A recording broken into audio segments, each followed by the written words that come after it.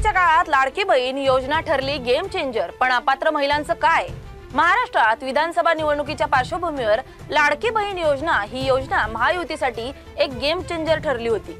महिलांच्या आर्थिक सक्षमीकरणाचं स्वप्न दाखवणारी ही योजना जनतेत प्रचंड लोकप्रिय झाली। अनेक घरांमध्ये पहिल्यांदाच महिलांच्या नावावर थेट आर्थिक मदत पोहोचली आणि महायुतीला राजकीय फायदा देखील झाला।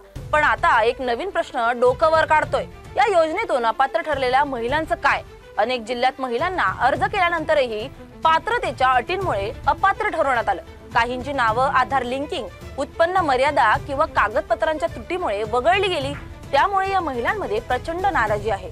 आम्ही ही लाडक्या बहिणीच, मग आम्हाला वंचित का ठेवलं? हा प्रश्न आज प्रत्येक गावात ऐकू येतोय।